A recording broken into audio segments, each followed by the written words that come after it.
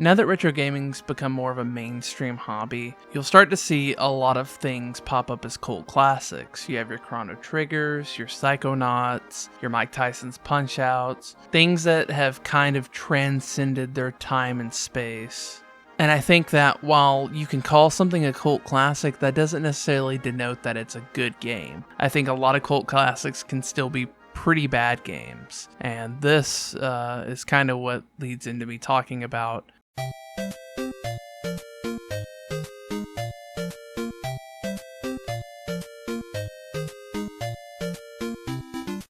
StarTropics is a universally loved game, and it's easy to see why. It has fantastic graphics, it was kind of innovative for its time, and aesthetically it has far surpassed its expiration date.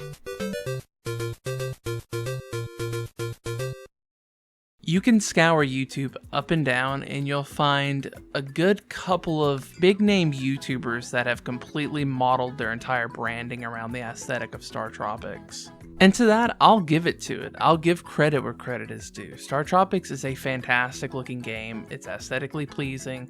It hits all the marks. I'm not going to shit on that. I think it's probably one of the best, if not the best looking NES game that's ever been made. But outside of that, it's not a good game. It's not a good game. The game fucking sucks. The game sucks fucking dog shit. And this isn't some like, oh, irate gamer, pissed off gamer review guy is just making an exaggeration.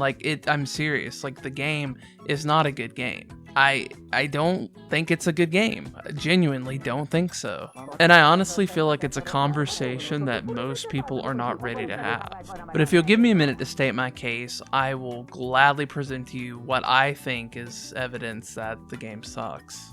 Real quick though, let's take a step back and kind of get people caught up. For anyone who doesn't know what it is that I'm talking about, I want to kind of be a little bit more inclusive.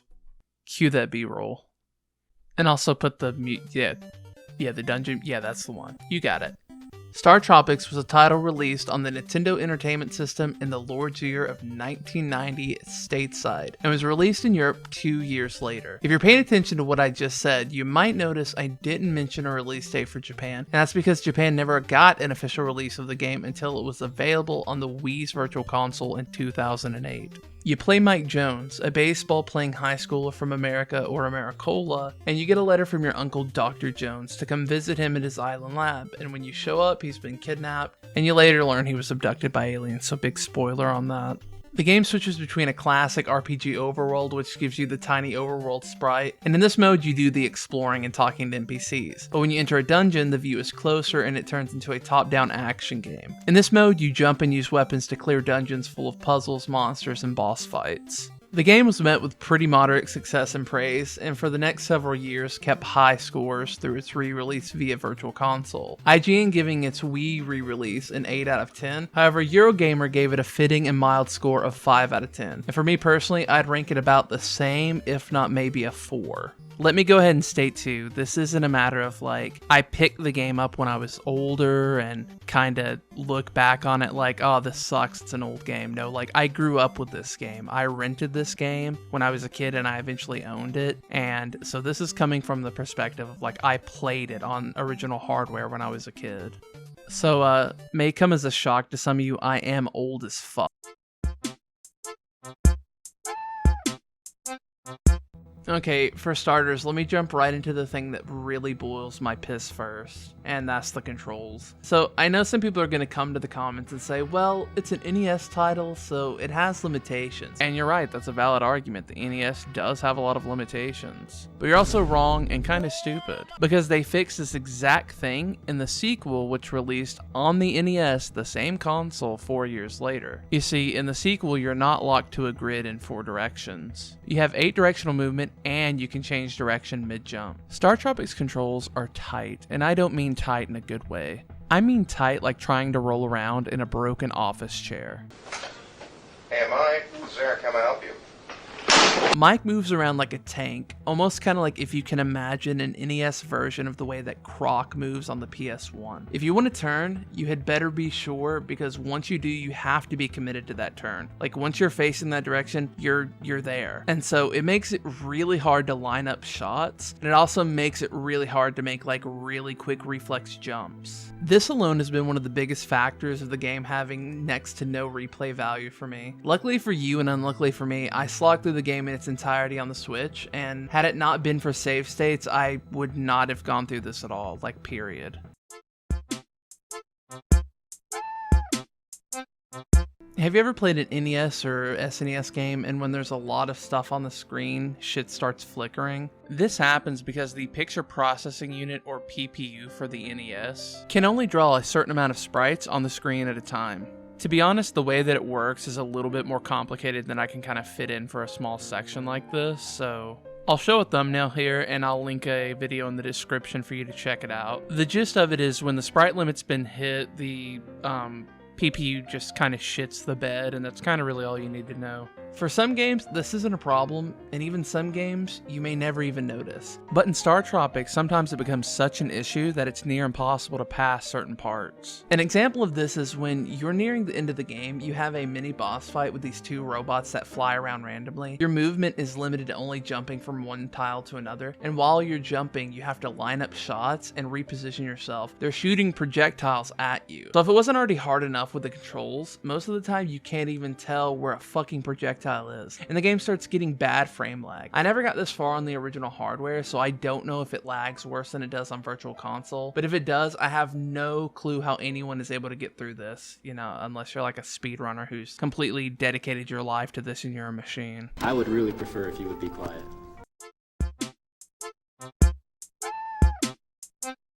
This is one of the most bullshit examples in the game. There are a couple of dungeons that once you get near completing them, there's just random doors that will take you straight to a death pit. Normally that wouldn't be much of a problem, but the thing that makes it bullshit is that anytime you die, you come back with only a portion of your heart. So if you were doing well and you had high health and you were saving it for the boss fight, a death trap like this will completely fuck your entire day up. Now this one can be avoided if you know the dungeons inside and out, but unless you're a speedrunner, again, or just a no-lifer who knows StarTropics like the back of your hand, you're not gonna know about any of this. You're just shit out of luck.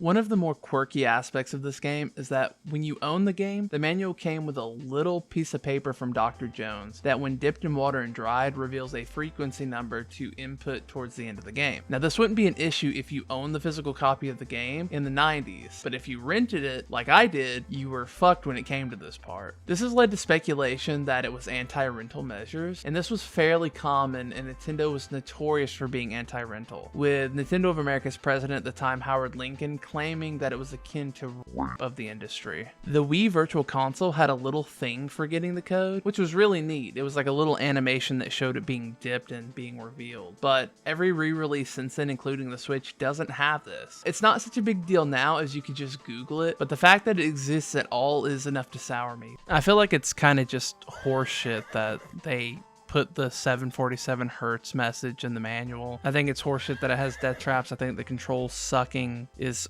also horseshit. It's all horseshit. It's a horseshit game. But at the same time, I do also think that if you like it, you like it. If you don't, you don't. That's fine. I mean, I'm not gonna shit on you for liking the game. If you like it, that's awesome. I'm glad that you do. I'm glad that you like the game and it brings you joy. It doesn't do that for me. It makes me feel bad. It makes me feel fucking angry. I don't want to fucking play the game that makes me angry. I want to play a game that makes me feel good. I want to play fucking, I don't know, Minecraft. Now this is what I'm talking about. Relaxing Minecraft and a lot of... What? No. Ah!